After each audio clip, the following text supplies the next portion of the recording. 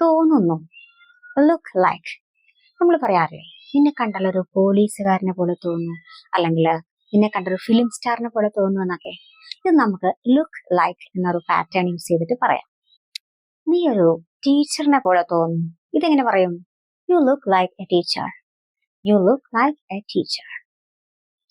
നിന്നെ കണ്ടാൽ ഒരു ഡോക്ടറിനെ പോലെ തോന്നുന്നു. ഇതെങ്ങനെ പറയും? You look like A doctor. You look like A doctor. അവൾ എന്റെ സഹോദരിയെ പോലെ തോന്നുന്നു. She looks like my sister. She looks like my sister. അങ്ങനെയാണെങ്കിൽ അവനെ കണ്ടാൽ എന്റെ ബ്രദറിനെ പോലെ തോന്നുന്നു. ഇതെങ്ങനെ പറയും ഇംഗ്ലീഷിൽ?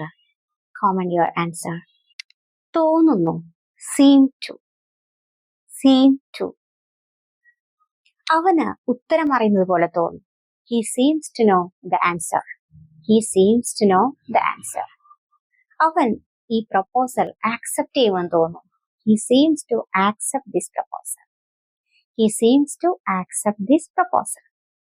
അവർ അവന് ഒരു ചാൻസ് കൂടി കൊടുക്കുമെന്ന് തോന്നുന്നു. ഇതെങ്ങനെ പറയും? They seem to give him one more chance. ഇങ്ങനെയാണ്.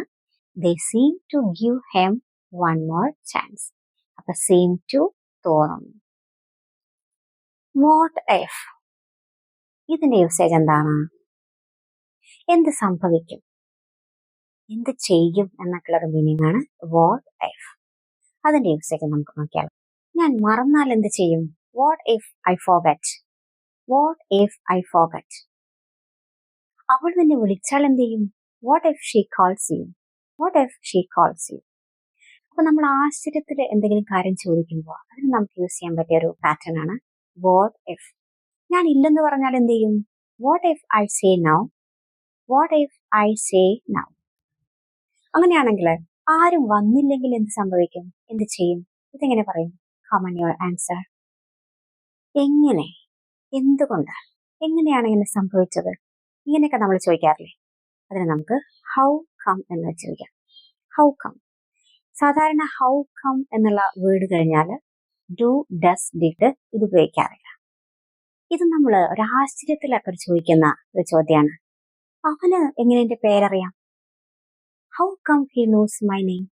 അവന് എങ്ങനെയാണ് എന്റെ പേരറിയാം? How come he knows my name. നിനക്ക് ഇംഗ്ലീഷ് ഇത്ര നന്നായിട്ട് എങ്ങനെയാണ് സംസാരിക്കാൻ പറ്റുന്നത്? How come you speak English so well. How come you speak English so well. അങ്ങനെയാണെങ്കിൽ നിനക്കിതെങ്ങനെ കിട്ടി?